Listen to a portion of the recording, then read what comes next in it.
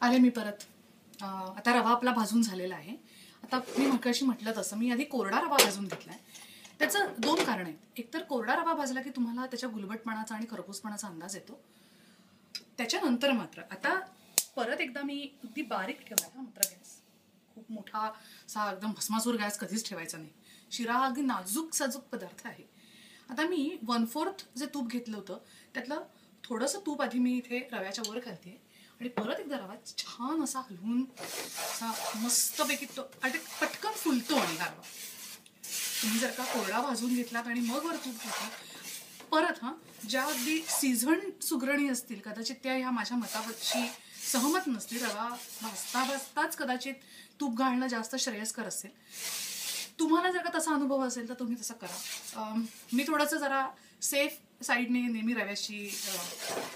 रव्याशी माझे खेळ असतात. कारण नाहीतर रवा हा असा पदार्थ आहे की तो बिघडायला काहीच वेळ लागत नाही. आता अगदी बारीक आहे.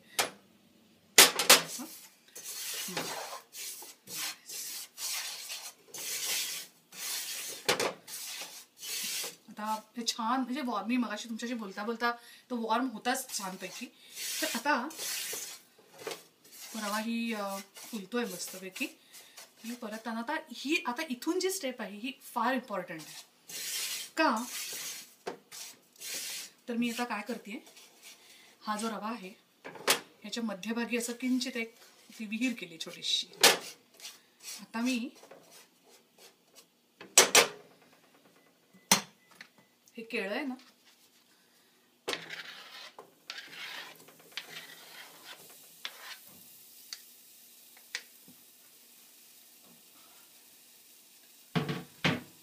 ते आता पॅनमध्ये मी घातलं.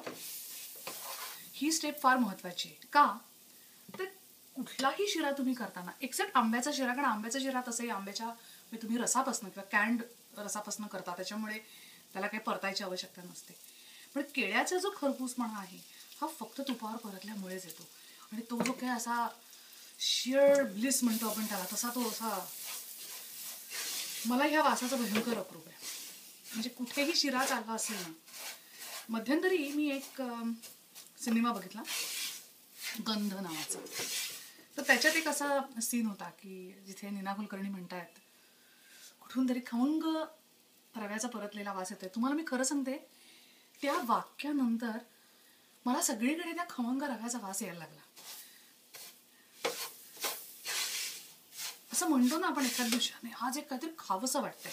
काय असतं खावंसं वाटणं म्हणजे आपली ती त्याला ओल फॅक्टरी ज्याला आपण म्हणतो की जिकडे आपले सगळे श्वास असे भरून राहिलेले असतात. कुठला तरी वास कधीतरी आपल्याला तो आठवतो किंवा गंध. मी वास असा शब्द वागत नाही खरं तर. गंध हा आपल्या मेमरीशी असोसिएट आपण करत असतो. आणि मी नेहमी म्हणते की जितकं तुम्ही आठवाल, जितकं तुम्ही आठवणी काढाल, जितक्या तुम्ही बोलाल, जितकं तुम्ही संदर्भ जोडाल तितकं तुम्ही कुठल्याही तुमच्या कृतीची मजा घेऊ शकाल.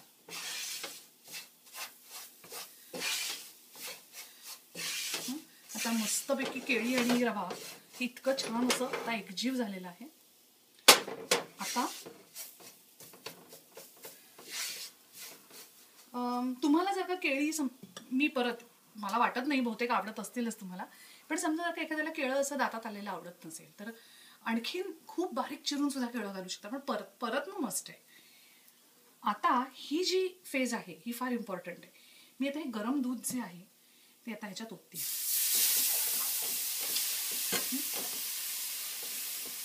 आणि हे सुंदर मिक्स करायचं मात्र, नाहीतर गुठळी राहिली तर काहीच मजा नाही शिरायला.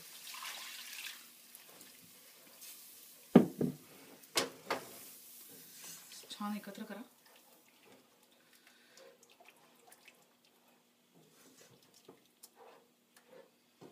केळी अगदी मोडली नाहीत तरी चालेल, काही हरकत नाही त्याला. आता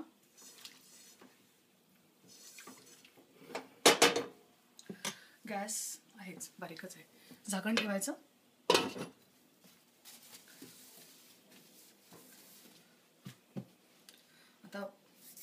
आता मजा बघा तुम्ही.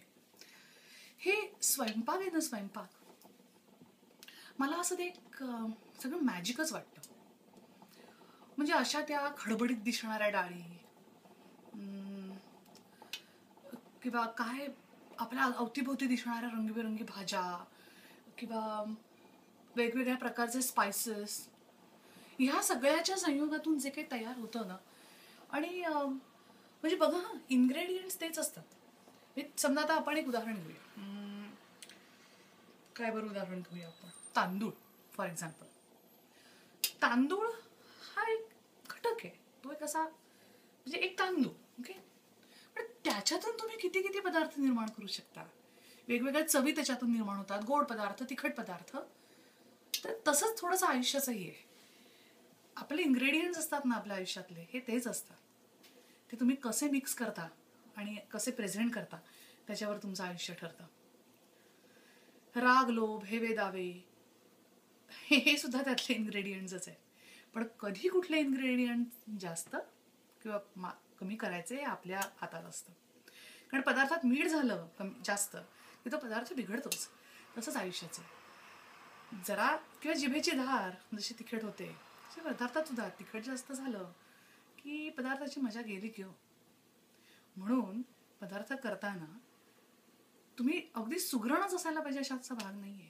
पण जो पदार्थ करा तो नीट, नेमाने आणि निष्ठेने करा की पदार्थ उत्तमच होणार तुमचा. आता इकडे हे छान शिजलेलं आहे.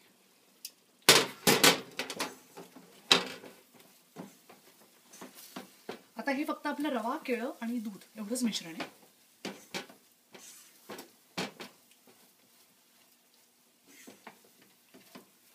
परत एकदा मी हे थोडंसं एकजीव करून घेते. काही काळजी करू नका, हा तुम्हाला घट्ट झाल्यासारखं अजून वाटतंय, पण अजून आपल्याकडे बरेच आयटमच्यात जायचे आहेत. त्यातलं महत्त्वाचं म्हणजे आता मी ह्या कन्सिस्टन्सीमध्येच वेलचीची पावडर आणि केशर. खरं म्हणजे ना, केशर खरं दुधात मी आधी घालून घ्यायला हवं होतं, पण माझं राहिलं जरा घ्यायचं. पण तुम्ही मात्र गरम दुधातच केशर थोडंसं घालून एका वाटीत वेगळं करून जर ठेवलं. आता हा किंचित असं तुम्हाला दिसतं का, हा इथे असं थोडासा हा गोळा झालेला. आता मी साखर घातली की गंमत बघा.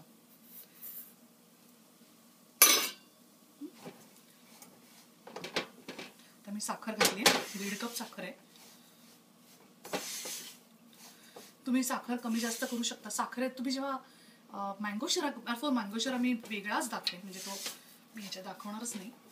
पण समजा जर का मँगो शिरा तुम्ही कधी केलात ह्या कृतीच्या आधी, तुम्हाला असं वाटलं वर्णन ऐकून आता करायला हवा, तर मात्र साखरेचा हात तुम्हाला इथला कमी करायला पाहिजे. 1/2 कपच साखर पुरते. खरं सांगायचं तर मी जेव्हा करते मी फक्त 1/2 कपच साखर घालते एका कपाला. कारण मँगो पल्प इतका गोड असतो, त्याच्यात ऑलरेडी साखरच सगळी असते. आता इथून शिऱ्याचं टेक्निक आहे. तुम्ही आता इथे झाकून जेव्हा शिरा ठेवता, दिसेल ना इथे, हा आता किती पातळ झालाय दिसतंय. आपण अजून यायला यायचोय. आता गॅस किंचित मोठा करायचा. आता गॅस हे जे लहान मोठं करणं आहे किंवा त्याची फ्लेम म्हणजे, तर ते तुमच्या आता अंदाजावर आहे की तुमच्या आता नॉनस्टिक पॅन कितपत. माझ्याकडे एक स्टीलचं पॅन आहे, त्याच्यावर मी परवा शिरा केला तर थोडासा तळाला लागला. आणि मग त्याचं मला लक्षात असं आलं की मी नॉनस्टिक पॅनच्या माझ्या सवयीप्रमाणे मी फ्लेम ॲडजस्ट करत होते. तर स्टीलचं जे पॅन आहे ते एकतर तापतं खूप, त्याच्यामुळे त्याला जर तुम्ही काय म्हणायचं त्याला, कॉन्स्टंटली तुम्ही त्याला मीडियम फ्लेम ठेवली तर ते प्रचंड तापतं. त्याच्यामुळे जेव्हा तुम्ही साखर घालाल, ही जी स्टेप आहे साखरेची, ती जेव्हा कराल त्यावेळेला मात्र मग तुम्ही किंचित बारीकच ठेवा फ्लेम आणि ढवळत राहायचं. आता हे सगळं छान आता एकत्र झालेलं आहे.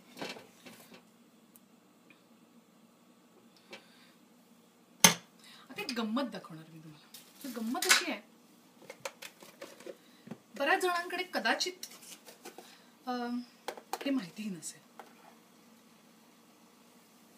दाखवू दे तुम्हाला एक गंमत.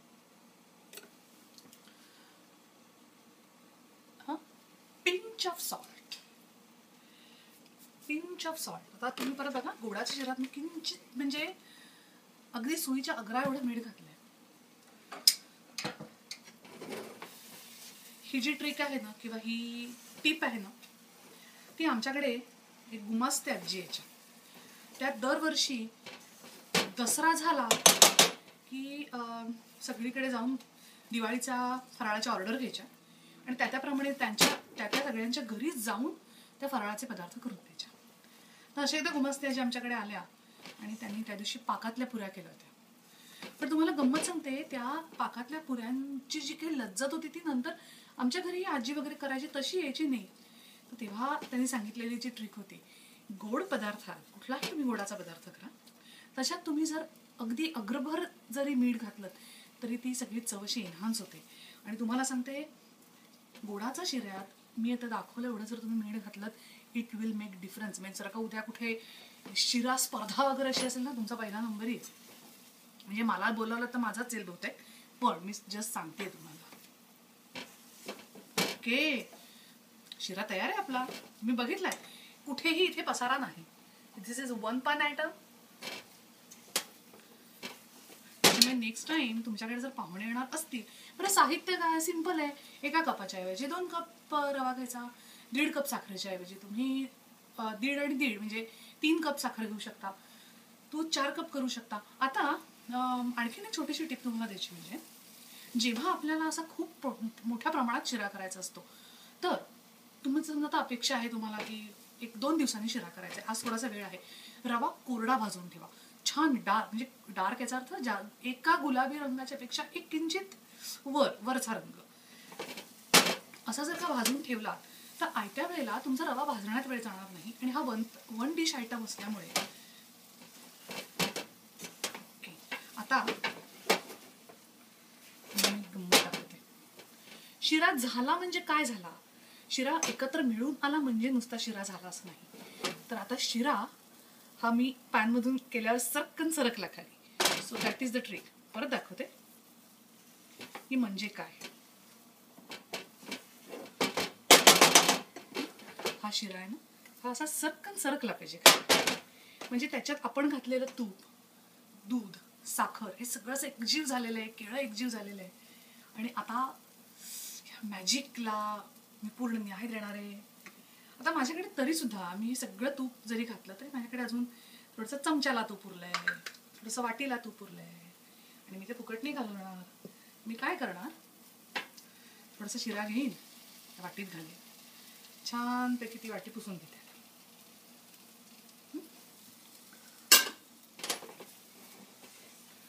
आणि आपला शिरा तयार आहे. आय होप तुम्हाला माझ्याकडनं अशा नवीन नवीन रेसिपीज बघायला आवडतील आणि त्याच्याबरोबर माझी थोडीशी बडबड पण आवडेल. तर सांगा मला कसं वाटला तुम्हाला शिरा.